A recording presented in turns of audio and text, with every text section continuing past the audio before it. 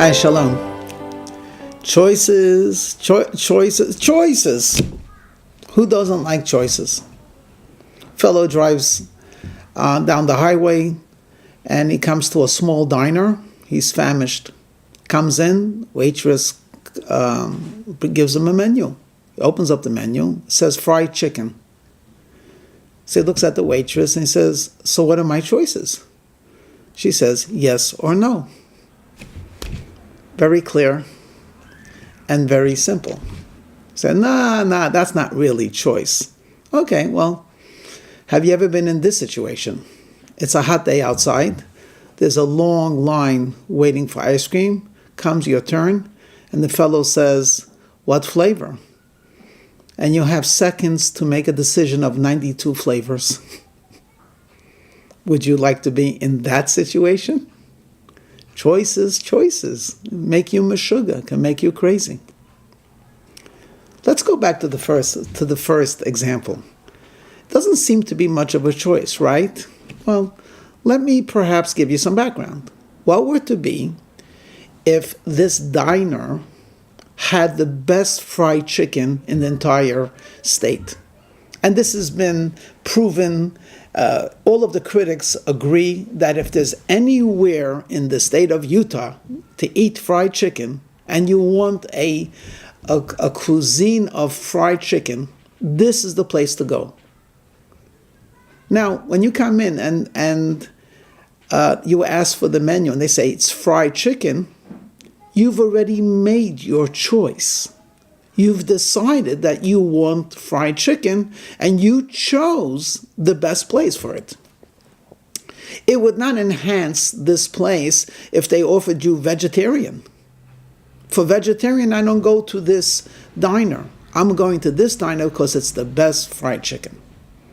Now, what does this have to do with Judaism? Well, let me tell you something. You open up the Bible, we find some very, very interesting verses, and here's one of them. God says to the Jewish people, "I have set before you life and death. Choose life." And you say, "What are you talking about? Life and death?" I mean, for what do you mean, God? Well, I give you the Shabbos. Choose it, life or death. You say, "Well, what are my choices? Can I keep maybe just Friday night and not Saturday? Can I keep a couple of hours of it? How about if I pick the Shabbos meal and spend the rest of the day in the beach? What happens if I go to the service, but I'll go to a movie?" I mean, can't we negotiate a couple of choices? Why is it either Shabbos or not Shabbos? Why is it so clear, life or death? And Hashem says, look, as in the example of fried chicken, if you don't want fried chicken, don't go here. Go to the Chinese restaurant down the block. But if you want fried chicken, this is the best place. You don't want life.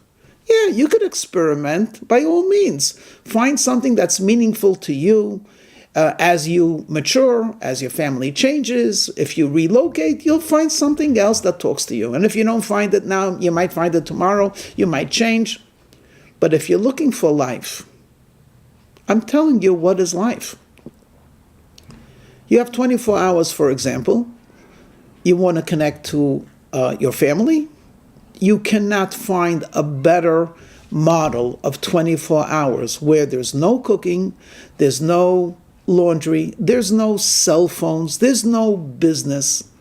There's a lot of good food and a lot of good conversation and a lot of good friends. You're looking for spirituality?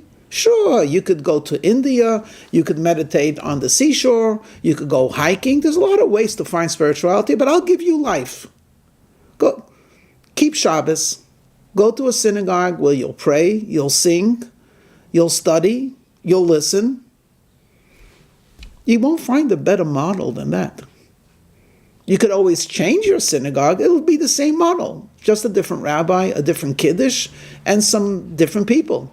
The model remains the same. It's a time of prayer, of study, of song, of companionship, of friendship, of community.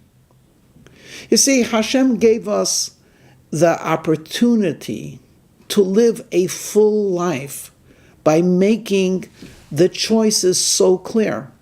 So God says, I'm not going to force you to keep the Shabbos, but if you want life, you will.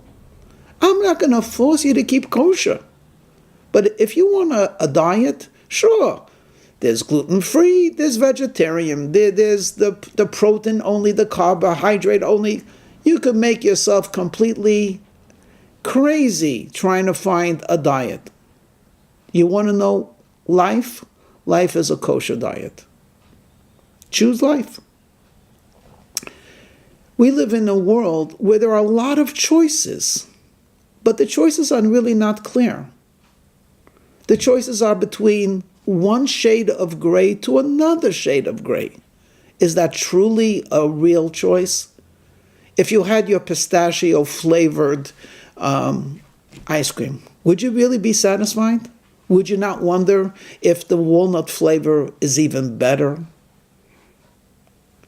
But when it's a question of life or death, there is no hesitation. I'm choosing life. The other, I could choose another path, but that's not the path I want to go on.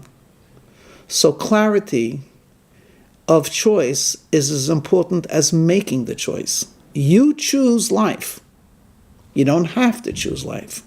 But if you're going to choose something, make sure that you know for sure that this is the right thing and it pays what you were told that delivers of what you were told it possesses. So friends, let's choose wisely. We have over 3,300 years of experience that Judaism, traditions, observance brings life. L'chaim.